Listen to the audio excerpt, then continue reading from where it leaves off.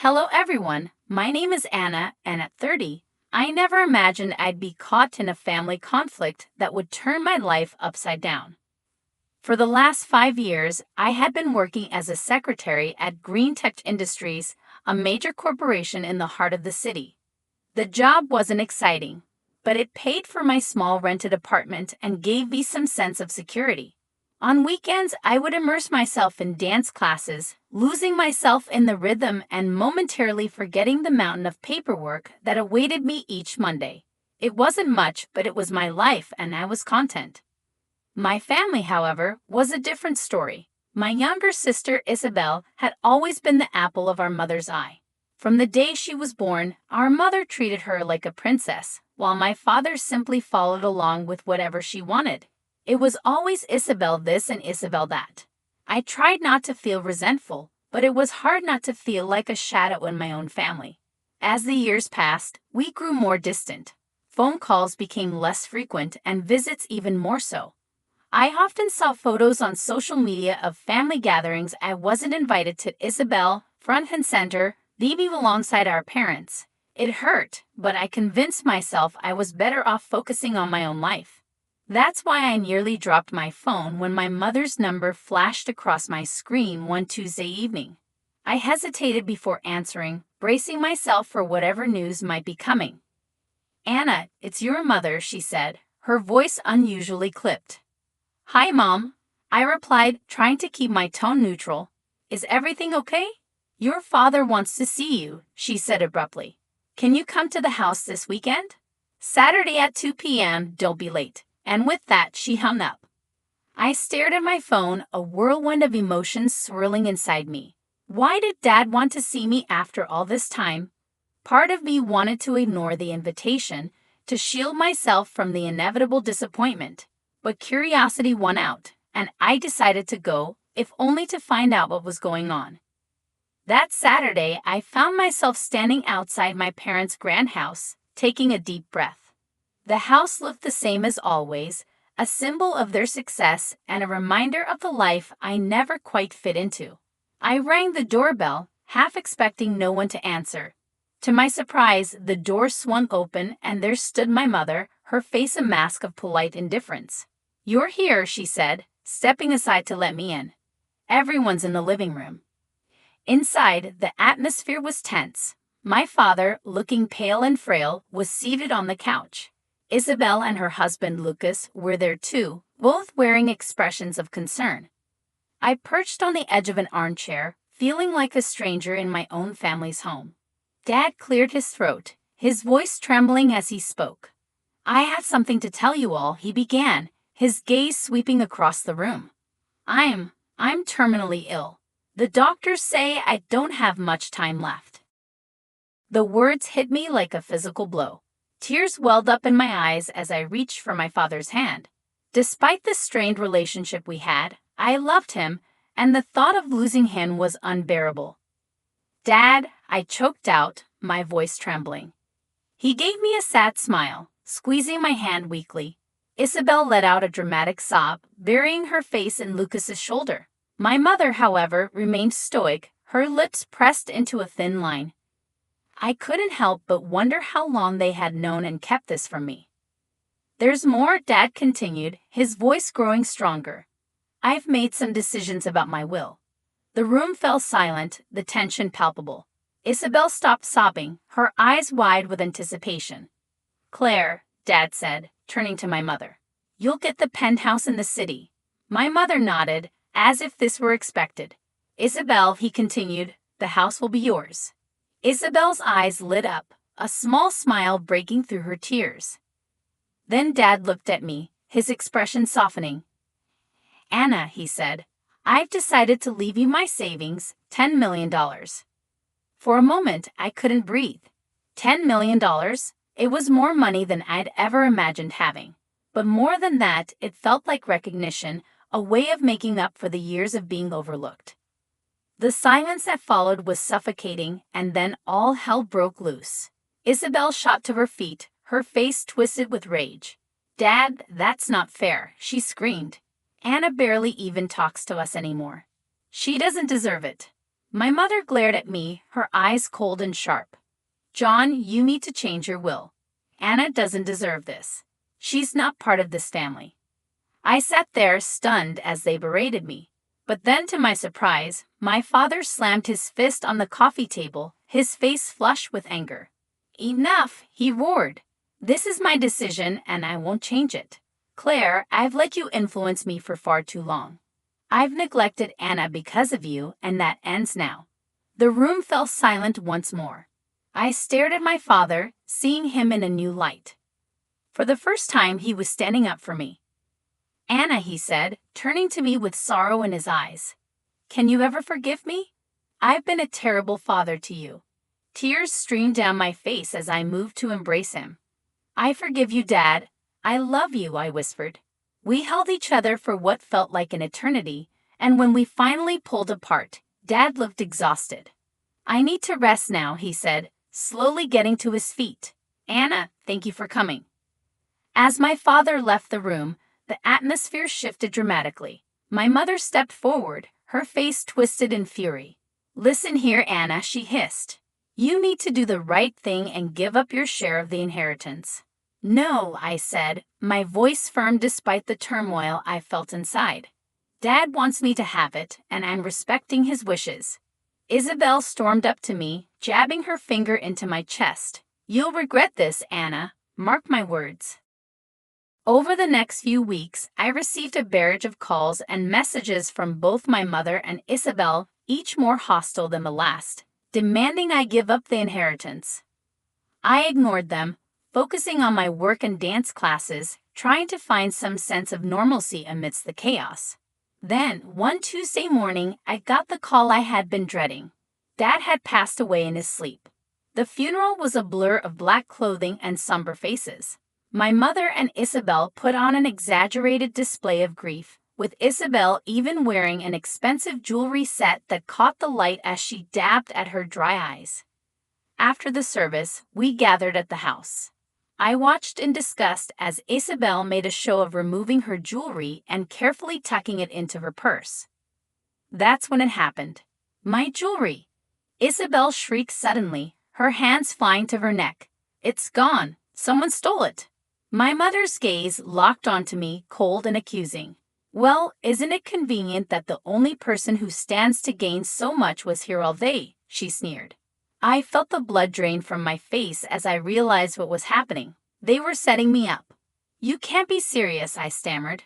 I didn't take anything. Lucas stepped forward, his voice dripping with false concern. Then you won't mind showing us what's in your purse, right, Anna? I clutched my bag tighter, my mind racing. I knew I was innocent, but something told me that wouldn't matter. No, I said firmly. I don't have to prove anything to you. Lucas pulled out his phone. Then you leave me no choice. I'm calling the police.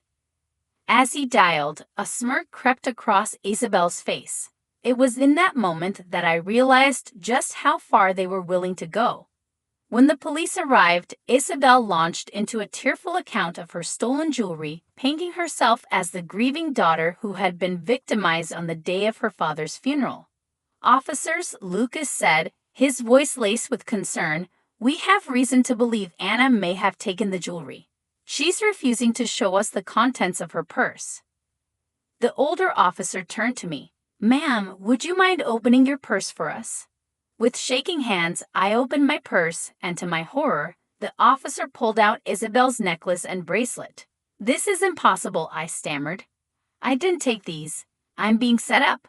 But my protests fell on deaf ears. My mother and Isabel began hurling insults at me, calling me a thief, a liar. As the officers led me out, I caught a glimpse of Isabel's smug smile. She had won, at least for now. At the police station, I sat in a cold interrogation room, still in my funeral clothes, trying to make sense of what had happened. Hours passed before the door opened, and to my surprise, my mother walked in, not an officer. She dismissed the officer standing guard, insisting on speaking to me alone. As soon as the door closed, her demeanor shifted entirely. Gone was the grieving widow, replaced by a cold, calculating woman I barely recognized. Listen carefully, Anna, she hissed, leaning close. You have one chance to fix this. Give up the inheritance, sign it over to Isabel, and all of this goes away, the charges, the scandal, everything." I stared at her in disbelief, feeling a wave of betrayal wash over me. You set me up. Your own daughter." My mother let out a humorless laugh. "Oh, please. You stopped being part of this family long ago. Now you have a choice. Give up the money or we'll make sure you go to prison. Think about it, Anna. A thief who stole from her own sister at her father's funeral. Your reputation will be ruined. You'll lose everything." I felt sick to my stomach, the full weight of their betrayal crashing down on me. "No," I said, my voice barely a whisper. "I won't do it. I didn't steal anything, and I won't let you blackmail me." My mother's eyes flashed with anger. "You ungrateful little rat," she spat. "I hope you enjoy prison. Everyone will know what you did, stealing from your own family. You'll be nothing but a criminal, a disgrace." With that, she turned on her heel and stormed out of the room, leaving me alone to face the consequences of their twisted scheme. Later that night, I was released on bail. As I stumbled out of the police station, my phone buzzed with a message from my boss at Green Tech Industries. My stomach dropped as I read it. "Anna, I've heard some disturbing rumors. Until the situation is resolved, I think it's best you take some time off, paid leave of course. I believe in your innocence, but we need to protect the company's reputation. Take care." Leaning against the cold brick wall of the station, I felt my world crumbling around me. In the span of a day, I had lost my father, been betrayed by my family, arrested, and now I was on the verge of losing my job. The next morning, I woke with a renewed sense of determination. I couldn't let them win. With trembling hands, I searched online for private investigators in the area. One name stood out: Jack Roberts, a former police detective turned PI, known for solving difficult cases. I made the call, my voice surprisingly steady as I explained my situation. "Miss Johnson," Jack said after I finished, "family conspiracies are never easy to prove, but if what you're saying is true, we'll find the evidence. It won't be cheap, though." I thought of the inheritance I was fighting for. "Money's not an issue," I said. "I need to clear my name and expose what they've done." The next few weeks were a blur of secretive meetings with Jack, sleepless nights, and anxious waiting. My phone remained eerily silent. No calls from work, no more threats from my family. The silence was almost worse than the conflict. Then, one rainy afternoon, my phone rang. It was Jack. "Anna," he said, his voice grave. "I've got news, but you're not going to like it." My heart sank. "What is it, Jack?" He sighed heavily. "I've been following your mother and sister, trying to catch them discussing the inheritance or the theft, but they're too careful. They never talk about it in public, and I can't legally bug their homes." I felt the last bit of hope fading. "So that's it? There's nothing we can do?" "Not exactly," Jack replied, hesitation in his voice. "I did find something, but it's not related to your case. It's about your sister." I sat up straighter. "What about her?" "She's having an affair, Anna. I have photographic evidence of her entering a hotel with a man who's definitely not her husband.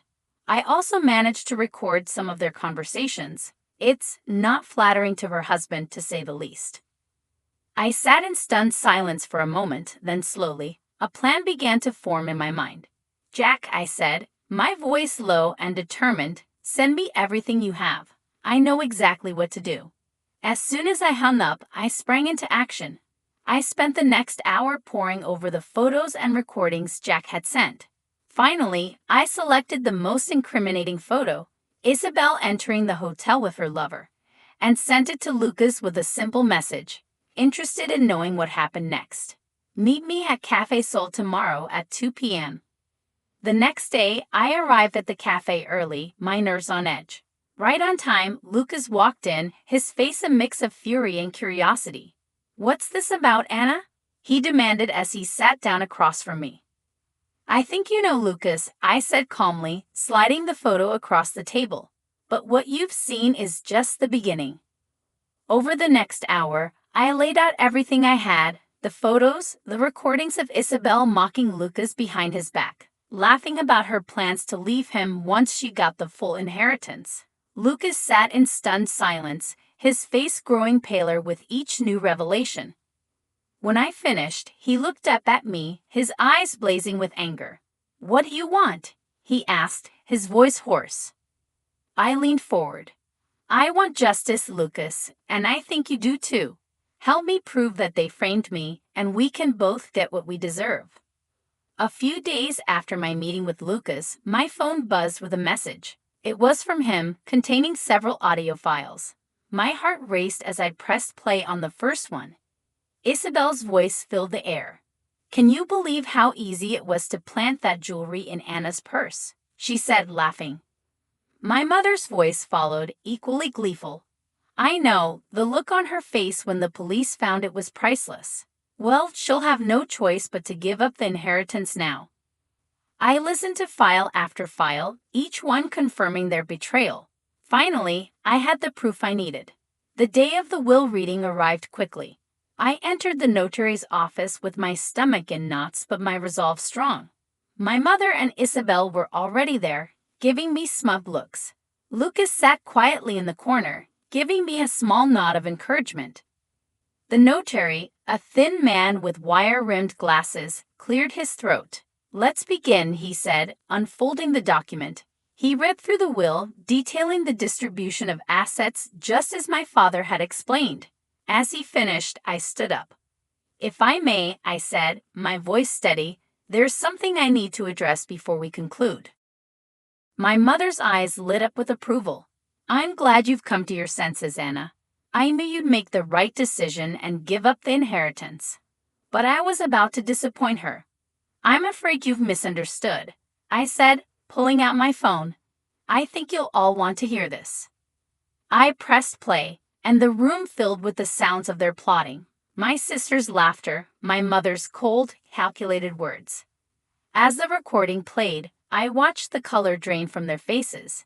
Isabel let out a strangled gasp, while my mother sat frozen, her lips pressed into a thin line. When the recording ended, chaos erupted. Isabel lunged at me, screaming obscenities, while my mother hurled insults, her composure crumbling. It was Lucas who finally broke the madness. "Silence!" The notary's voice boomed, startling us all. "This is a legal proceeding, not a circus. Everyone will calm down this instant, or I'll have you all removed." The room fell into a tense silence. Then Lucas stood, his face hard with anger. "Since we're airing dirty laundry," he said, pulling out a photograph and slamming it onto the table in front of Isabel. "I know everything, Isabel. Your affair, your lies, all of it. I'm filing for divorce. And thanks to our prenuptial agreement, you won't see a penny. You'll be paying me for your infidelity." Isabel's face drained of color as she stared at the photo. My mother's gaze flicked between the two of them, horror slowly dawning on her face as she realized their carefully crafted world was collapsing. Suddenly, the door to the notary's office swung open, and two police officers walked in, their expressions grim. "Claire and Isabel Johnson," one of them asked, though it was clear he already knew who they were. "You're under arrest for false accusations of theft and attempted blackmail." As the police officers read them their rights and handcuffed them, I watched with a mix of satisfaction and sadness. This was justice, but it was also the final nail in the coffin of our family relationships. I walked out of the office behind the police, watching as they loaded my mother and sister into separate patrol cars. As the sirens faded into the distance, I felt a weight lift off my shoulders. It was over. Taking out my phone, I dialed a familiar number. My boss at Green Tech Industries answered almost immediately. "Anna, is everything all right?" he asked, concern evident in his voice. "Better than all right," I replied, a smile in my voice. "I can explain everything now. The accusations against me were false, and I have proof." I gave him a brief rundown of what had happened, and when I finished, he let out a low whistle.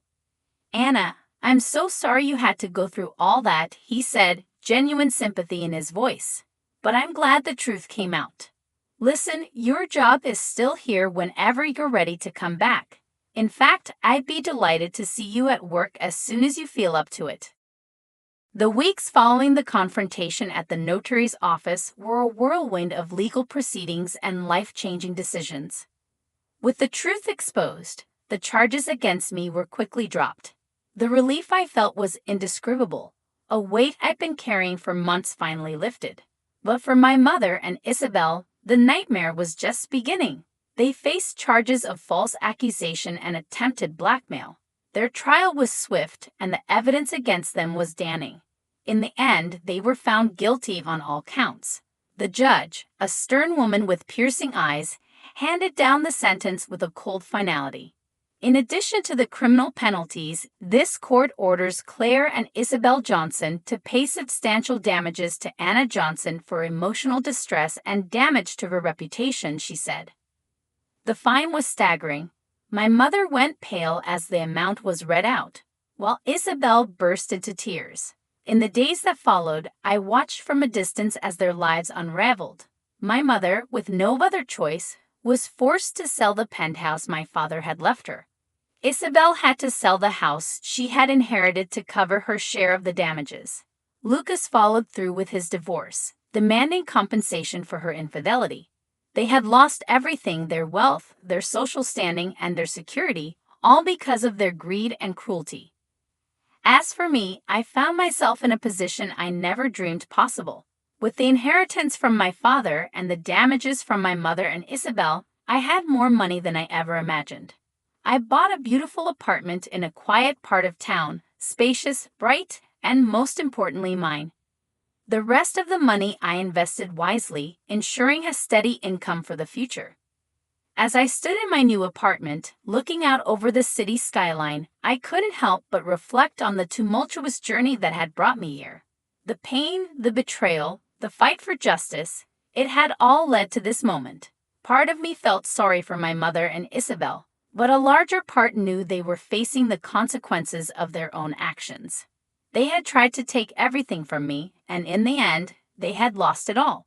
My phone buzzed with a message from my boss, confirming my return to work the following week. I smiled.